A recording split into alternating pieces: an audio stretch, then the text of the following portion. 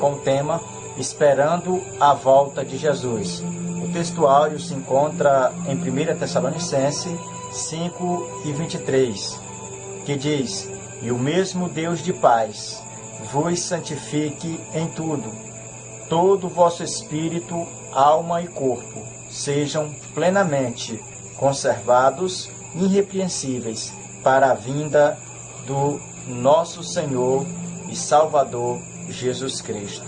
A verdade prática diz assim: com relação à volta de Jesus, só há dois tipos de crentes: os que serão arrebatados e os que ficarão. Meus queridos, diante desse tema, nós percebemos algo que é de suma importância. Essa lição de hoje, ela vai esclarecer e vai tirar muitas dúvidas acerca de algumas coisas, né? Como será o arrebatamento, qual a posição que o crente deva estar esperando o arrebatamento, esperando esse grande acontecimento, que é um acontecimento aí que vai ser sobrenatural, um acontecimento aí que vai marcar a história da humanidade, um acontecimento que é esperado por todos. E eu costumo dizer que essa lição, a lição que trata acerca da nossa esperança, né? Esperando a volta de Jesus, é uma lição atual, oportuna e absolutamente necessária para a igreja contemporânea, ou seja, para a nossa atualidade. Então é um assunto que nós iremos discorrer de alguns pontos que a nossa lição traz, pontos importantíssimos. Nós vemos que a nossa lição ela é marcada com 3 pontos. O primeiro ponto fala aqui sobre aguardando a volta do Senhor. Ele vem com 3 tópicos ou subpontos. O primeiro vai falar sobre a fé e a vigilância. O segundo, cheio do Espírito Santo e em santidade.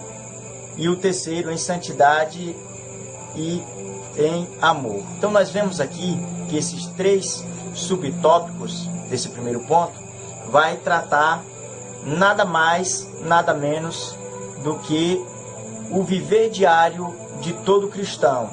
Ou melhor, deva ser o viver que todo cristão deva ter em sua vida, né? Se o cristão ele almeja alguma coisa, ele tem que estar enquadrado dentro aqui desse primeiro ponto desta lição. O primeiro tópico fala com fé e vigilância. Se você for ler e observar todo o contexto histórico aí que se trata, todo o capítulo aí, o capítulo 24 de Mateus e o capítulo 25, que é o centro, o âmago aí de todo o sermão profético de Cristo, você vai ver que Jesus, quando ele contou ali a parábola das 10 virgens, do servo fiel, você percebe ali que Jesus ele estava querendo trazer algo para os seus discípulos, algo para aqueles que estavam ali lhe acompanhando. E o interessante é que quando Jesus ele fala com seus discípulos, ele está trazendo a memória, trazendo ali os seus ensinos práticos através daquela parábola, dizendo que todos ali deviam estar vigilantes, que todos ali eles deviam ter fé, né? E nós sabemos que o principal recurso do cristão a alcançar o céu é através da fé. O principal recurso do cristão é ter uma comunhão estreita com Deus, é pela fé. Porque quando ele dobra os joelhos, orando, falando com Deus, ele crê que Deus está ouvindo, ele crê que Deus é capaz de ouvi-lo. E o importante disso tudo, meus irmãos, nós como igreja contemporânea, da atualidade, nós temos que estar embasado o nosso conhecimento, a nossa esperança na Bíblia Sagrada, que quando nós depositamos na Bíblia a nossa fé, nós não somos confundidos e nem tampouco seremos envergonhados. Porque quando nós botamos na Bíblia ali a todos os desejos daquilo que a gente acredita, daquilo que a gente professa, nós percebemos que a Bíblia, ela nos guia rumo ao céu, rumo ao Deus do céu.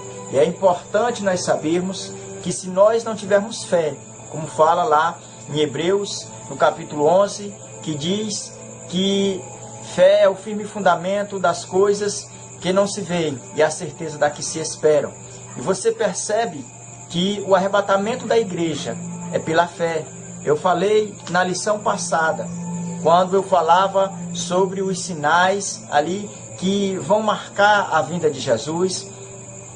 Eu comentava naquele vídeo, onde eu dizia que o arrebatamento da igreja é uma realidade.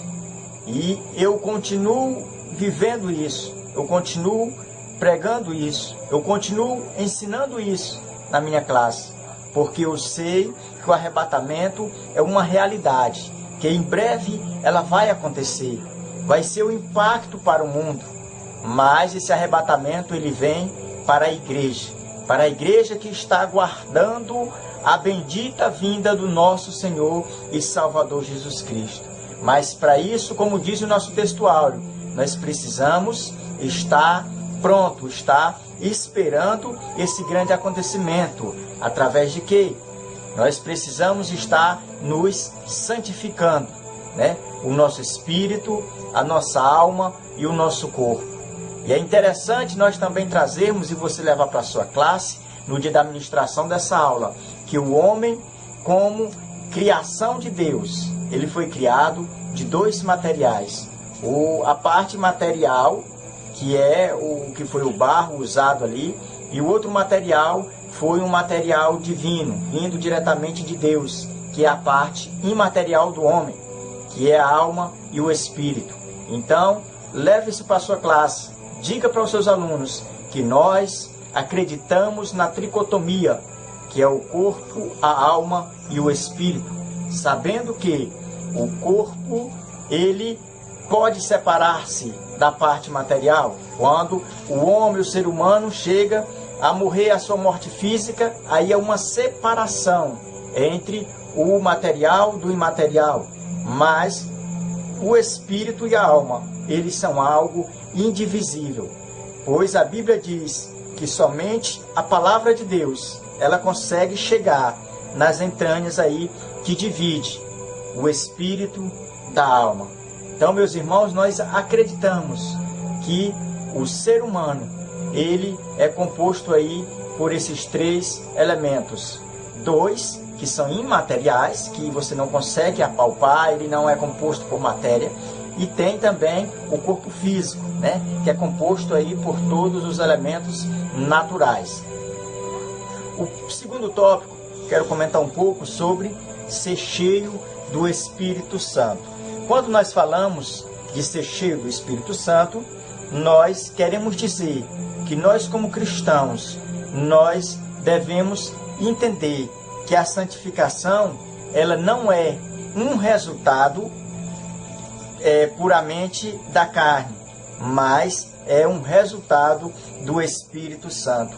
É o Espírito Santo que santifica o homem, é o Espírito Santo que faz com que o homem se santifique, esteja aí vigilante, esteja aí preparado, esteja aí esperando a vinda do Senhor, esteja amando a vinda do Senhor.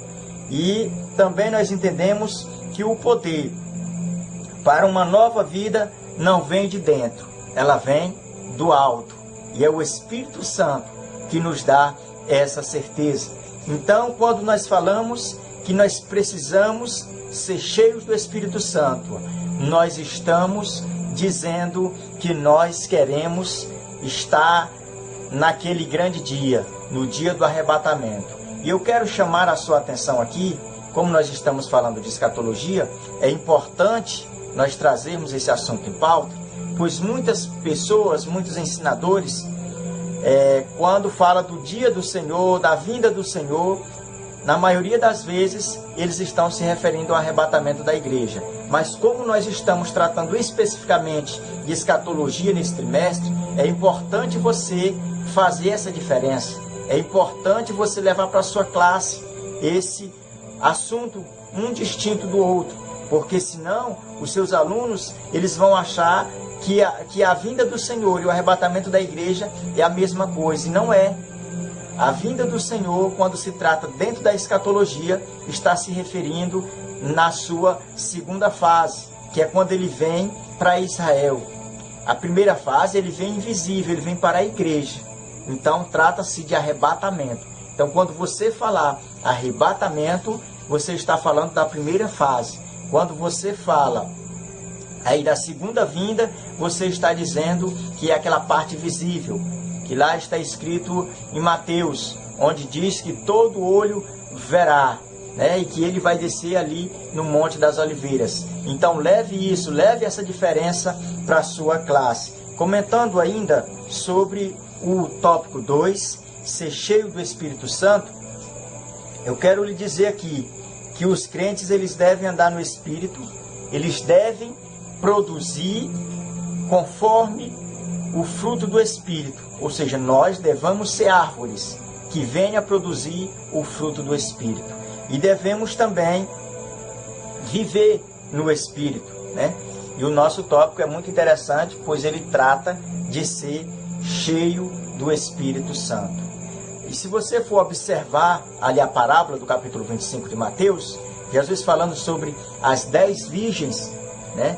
Você percebe ali que aquelas virgens prudentes, que eram 5, e as outras 5 eram nécias, ou seja, eram imprudentes. Quando aquelas prudentes, elas traz ali um retrato, uma simbologia para nós. Elas retratam a vida de um crente que é verdadeiramente cheio do Espírito Santo. Aquela botija ali, daquelas jovens moças que estavam cheias, simboliza a presença do Espírito Santo.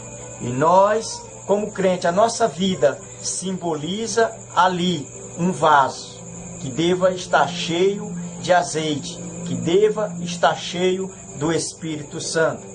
Quero falar e comentar um pouco aqui sobre o terceiro tópico do primeiro ponto, em santidade e em amor.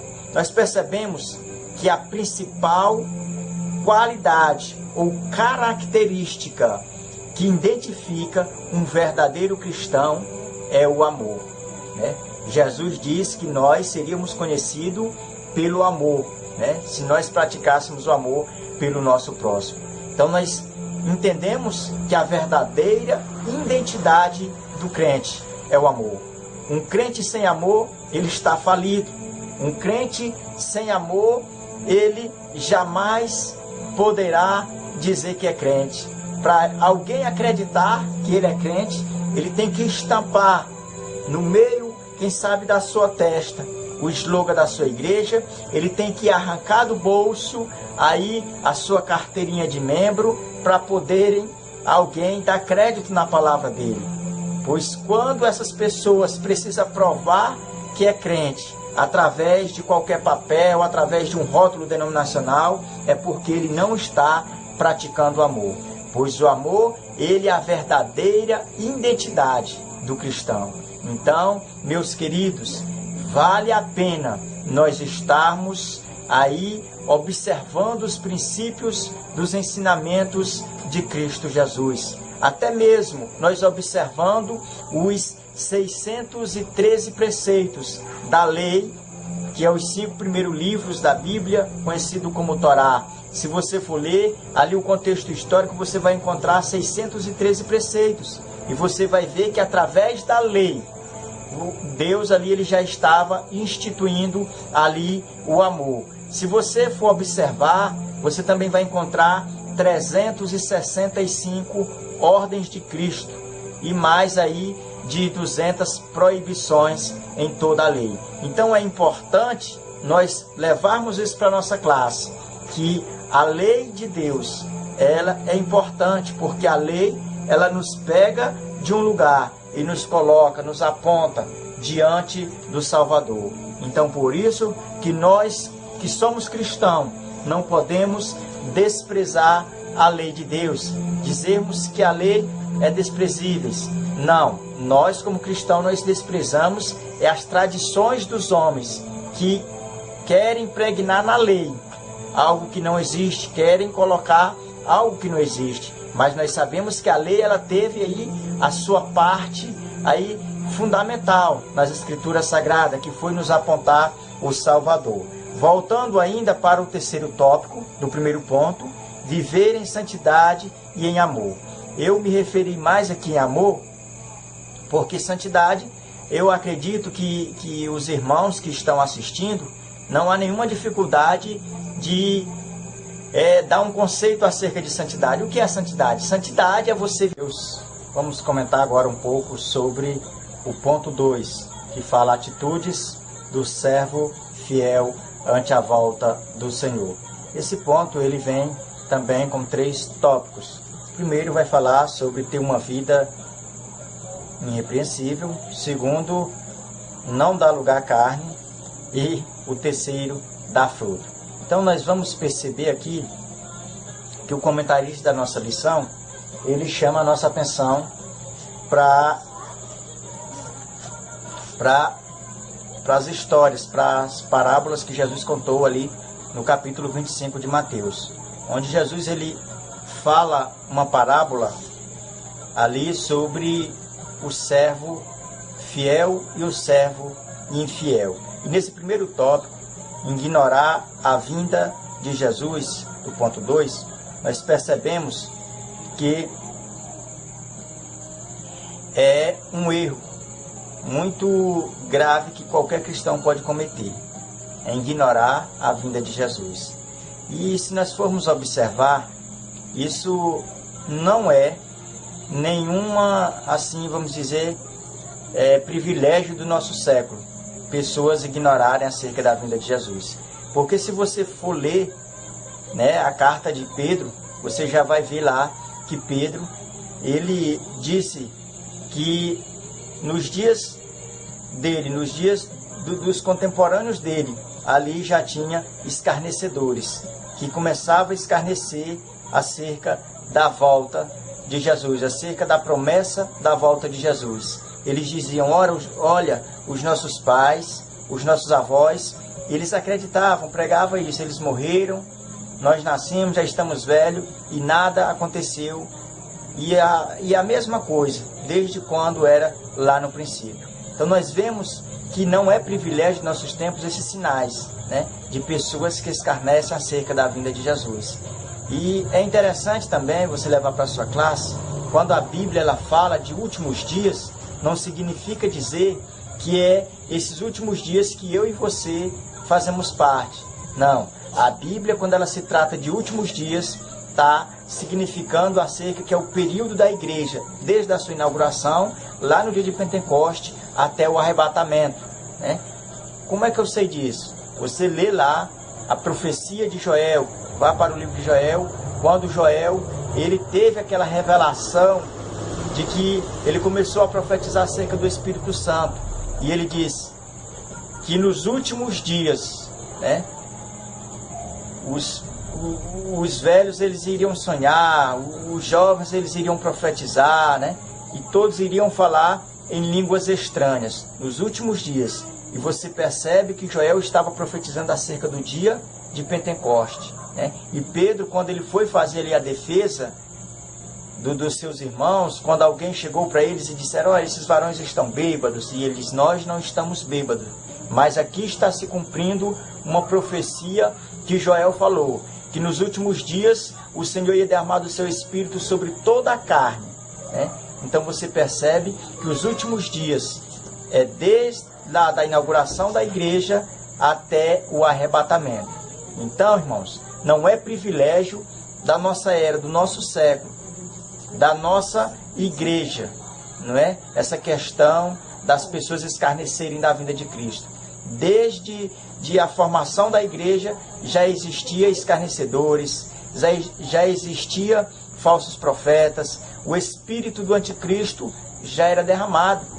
E hoje ele só está agindo com mais veracidade, com mais, vamos dizer, poder dentro do limite estabelecido por Deus. Então, nós vemos com mais facilidade, né, o agir do anticristo nos nossos dias. Então, é por isso que nós devemos atentar para essas histórias que Jesus contou nesse sermão profético acerca da fidelidade. Pois é interessante você perceber também que nós cristãos, nós não é a perseguição que vai fazer nós sermos fiéis. A igreja ela não é fiel porque ela é perseguida, mas é ao contrário, ela é perseguida porque ela é fiel. Então, da mesma forma, nós como igreja devemos viver esse conceito de sermos fiel.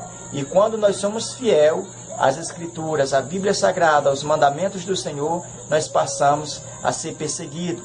E não é diferente como do dia de inauguração da igreja. Lá eles já eram perseguidos. Então, nós também seremos. Enquanto a igreja estiver aqui, nesta baixa terra, enquanto ela não for arrebatada, isso vai acontecer.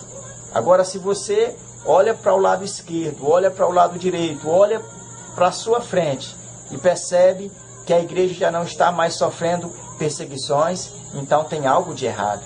Então, a coisa não está correndo naturalmente, né? Essa igreja ela precisa voltar ao seu primeiro amor, porque um dos sinais de que nós somos fiéis é isso, é sermos perseguidos. Mas, acima de tudo, nós devemos ser fiéis e não ignorarmos a vinda do nosso Senhor, pois essa é a bendita esperança de todo cristão.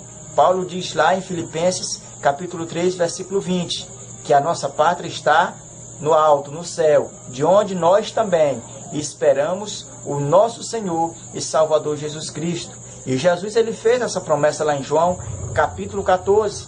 Ele disse que viria nos buscar para quê? Para que aonde ele estivesse, nós pudéssemos estar com ele também.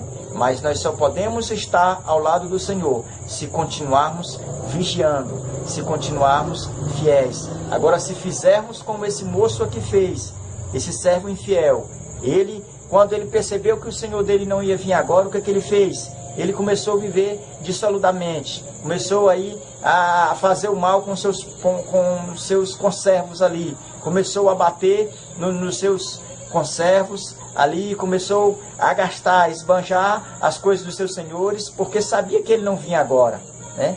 Então, ele ignorou a vinda do seu Senhor, e nós não devemos fazer isso, mas nós devemos amar a vinda do Senhor, nós devemos esperar a vinda do nosso Senhor, que é o arrebatamento da igreja. Tópico 2.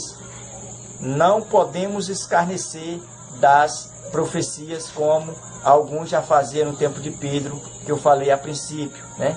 Que esses dois tópicos eles estão interligados, emaranhados aqui no que tange ignorar a vinda do Senhor e escarnecer das profecias. Eu quero comentar aqui sobre ainda o último tópico do segundo ponto, que fala sobre escarnecer das profecias. Nós percebemos que é um perigo muito grande uma pessoa escarnecer das profecias. Por quê? Porque além dessa pessoa estar escarnecendo da profecia, né, ele não tem mais, ele já perde aí toda a possibilidade de subir no arrebatamento da igreja, né? Porque Jesus, a palavra de Deus diz lá no Salmo 1, né, que é para nós fugirmos aí da roda dos escarnecedores. E nós percebemos que os escarnecedores eles não herdarão o reino de Deus. Então, é um grande perigo de nós estarmos aí escarnecendo das profecias ou estarmos ouvindo escarnecedores, né? Devemos olhar também por esse lado. Não devemos escarnecer nem dar ouvido aos escarnecedores. Terceiro ponto, e depois a conclusão. O terceiro ponto fala sobre atitudes do servo fiel ante a volta do Senhor. Ter uma vida irrepreensível. Segundo, não dar lugar à carne. E terceiro, dar fruto, que foi o que nós comentamos um pouco. É interessante nós percebermos aqui na questão de dar fruto. Quando a Bíblia fala que existem dois tipos de árvores, é a árvore que dá bons frutos e a árvore frutos ruins. E é interessante também nós percebermos, levarmos isso para a nossa classe, que a árvore boa ela não pode produzir fruto ruim e nem a árvore aí produzir os dois tipos de fruto. Não, ou é o bom ou é o ruim. Então leve isso para a sua classe e que isso possa né, ser um retrato da nossa vida cristã. Nós venhamos a dar bons frutos, como eu falei a princípio, frutos do Espírito Santo. Porque não é pela nossa própria vontade que nós amamos o nosso próximo, mas é pelo Espírito Santo que nos impulsiona a fazermos as obras que um sábio crente pode fazer, que um salvo na pessoa de Jesus pode fazer. Eu quero só ler aqui a conclusão, que diz assim: em breve Jesus virá. Você está preparado para a sua vinda? É uma pergunta. As consequências de nossas escolhas serão eternas. A salvação é individual. Que o Senhor nos ajude a ter consciência e vivência dentro do padrão divino para a esperança à volta de Jesus, conforme os ditames de sua santa palavra, amando a sua vinda. Com a conclusão aqui, eu quero encerrar minha participação, mas antes eu quero mandar um abraço na paz do Senhor Jesus para os irmãos da cidade Monte Alverne, Minas Gerais, né? Na pessoa do irmão Silas Silva Ferreira, né?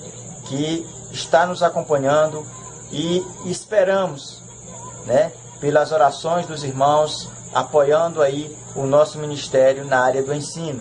Quero também mandar um abraço na paz do Senhor Jesus e saudar com a santa e gloriosa paz do Senhor o nosso irmão Alexandre Henrique, que também é um aí cooperador desse ministério.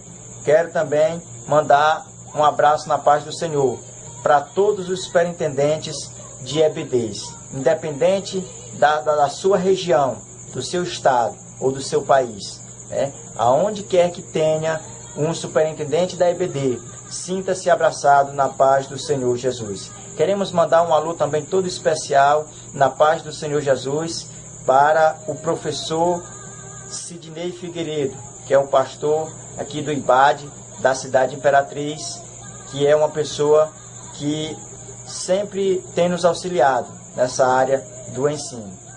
E quero também mandar um alô todo especial para todos os nossos amigos e irmãos aqui da nossa cidade, onde residimos, a igreja que congregamos. Que Deus o abençoe a todos e fiquem todos na paz do Senhor Jesus. Amém.